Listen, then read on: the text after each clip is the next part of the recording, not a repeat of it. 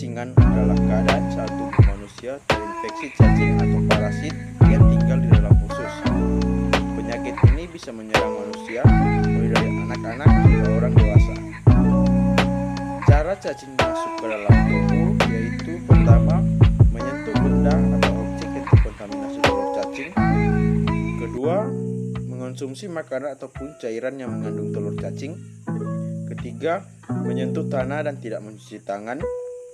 Keempat, berjalan menggunakan alas kaki di atas tanah yang mengandung cacing. Dan yang kelima, mengonsumsi makanan mentah atau kurang matang yang mengandung cacing. Ada beberapa hal yang dapat kita lakukan untuk mencegah penyakit cacing.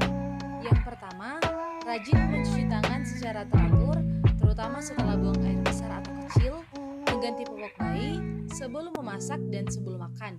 Yang kedua, simpan daging mentah dan ikan dengan baik, kemudian masak hingga benar-benar matang. Yang ketiga, mencuci buah dan sayuran dengan benar sebelum kita konsumsi. Yang keempat, berikan obat cacing untuk binatang peliharaan seperti pada kucing dan anjing secara berkala. Yang kelima, hindari berjalan tanpa menggunakan alas kaki dan menyentuh tanah atau pasir tanpa menggunakan sarung tangan.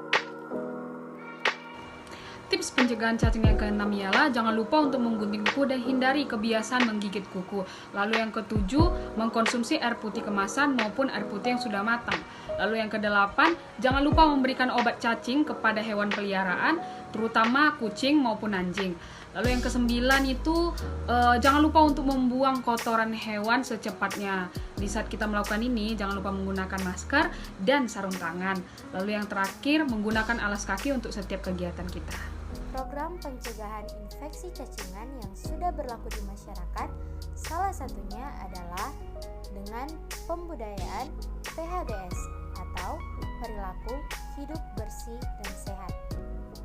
Salah satu upaya pencegahan infeksi cacingan yang paling mudah untuk dilakukan adalah dengan menerapkan PHBS itu sendiri. Sebagai contoh, yang pertama, selalu mencuci tangan menggunakan sabun setelah buang air. Yang kedua, selalu mencuci tangan sebelum makan. Yang ketiga, menggunakan air bersih sebagai kebutuhan rumah tangga. Yang keempat, rutin menggunting kuku. Yang kelima, selalu menggunakan alas kaki. Yang keenam, selalu menjamin kesehatan dan keamanan bahan pangan yang akan dikonsumsi. Dan yang terakhir dan tidak kalah penting adalah dengan menjaga kesehatan lingkungan sekitar. Selanjutnya, program pencegahan yang kedua yaitu PMTAS atau Program Makanan Tambahan Anak Sekolah. PMTAS ini merupakan upaya agar dapat menaikkan ketahanan fisik bagi anak sekolah dasar atau madrasah di seluruh Indonesia. Melalui kesehatan dan perbaikan gizi, diharapkan dapat mendorong minat dan kemampuan anak untuk belajar. Ketiga, PPOM. Kegiatan pemberian obat pencegahan massal atau PPOM merupakan kegiatan penanggulangan cacingan pada kelompok yang rentan terhadap penyakit cacingan. Hal ini guna menghentikan penyebaran telur cacing dari penderita ke lingkungan sekitarnya. Yang keempat, peningkatan hygiene dan sanitasi.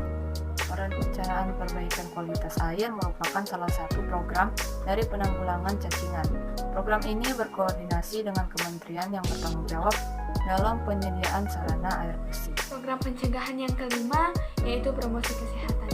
Promosi kesehatan dapat diberikan melalui program usaha kesehatan sekolah, posyandu, penyuluhan, konsultasi, intervensi perubahan perilaku, dan media cetak maupun media elektronik.